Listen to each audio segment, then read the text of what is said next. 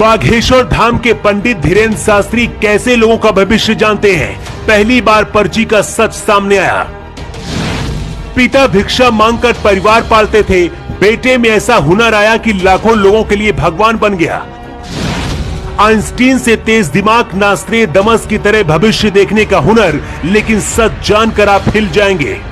आपके माथे पर भगवान ने क्या लिखकर भेजा है और आपकी जिंदगी में क्या होने वाला है, सब कुछ पंडित धीरेन्द्र शास्त्री को पहले से पता होता है। यहाँ तक कि आपका दुश्मन कौन है उसका नाम भी बता देते हैं। सबसे खास वो पर्ची है जिसमें धीरेन्द्र शास्त्री पहले सब कुछ लिख देते हैं जो भक्त वहाँ पर अपनी अर्जी लेकर पहुँचता है। कुछ साल पहले तक हमारे देश में निर्मल बाबा, राम रहीम और आसाराम बापू भी दरबार लगाते थे और लोगों का भविष्य बताने का दावा करते थे। कुछ लोगों का कहना है कि पंडित धीरेन्द्र शास्त्री के साथ भी कुछ ऐसा ही है और अब सच बाहर आएगा।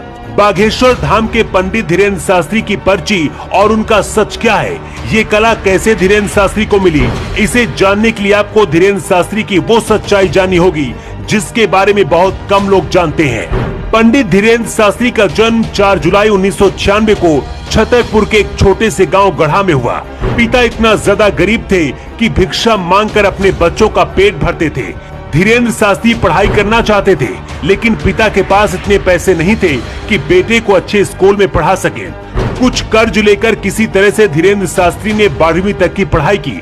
यहाँ तक सब कुछ ठीक चल रहा था, लेकिन इसके बाद जब बीए की पढ़ाई के लिए एडमिशन लिया तब तक 18 साल के धीरेन्द्र शास्त्री हो चुके थे और इसके साथ ही धीरेन्द्र शास्त्री के साथ कुछ अलौकिक चीजें होने लगी।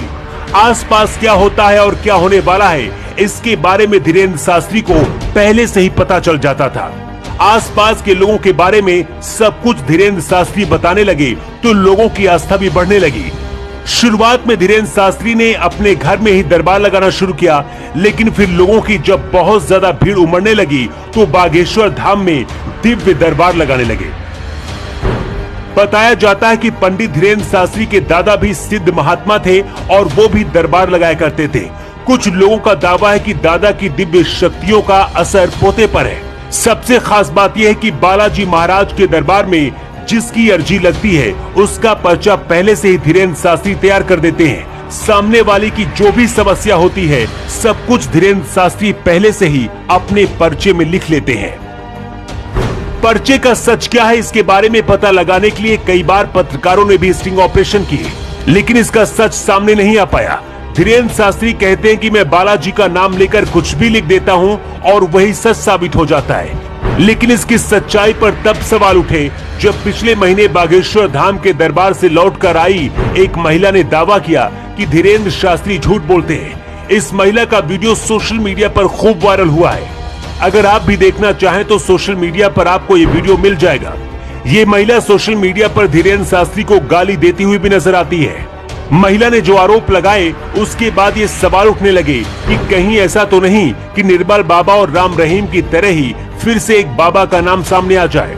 हालांकि पंडित धीरेन्द्र शास्त्री कहते हैं कि मैं खुद को बाबा या फिर संत नहीं मानता हूँ। इसके साथ ही किसी से पैसे या फिर किसी तरह की कोई फीस भी नहीं लेते हैं। इनका नाम इतना ज्यादा हो गया है कि सिर्फ भारत ही नहीं बल्कि अमेरिका की संसद में भी इन्हें बुलाया गया था। वहीं देश के बड़े बड़े नेता भी इनका आशीर्वाद और अपना भविष्य जानने के लिए इनके पास पहुंचते हैं। कुछ लोग पंडित धीरेन्द्र शास्त्री को फर्जी बताते हैं, लेकिन इनकी दिव्य शक्ति और पर्चे की सच्चाई को लेकर आपका क्या कहना है, आप अपना जवाब कमेंट बॉक्स पर लिखकर जरूर दें।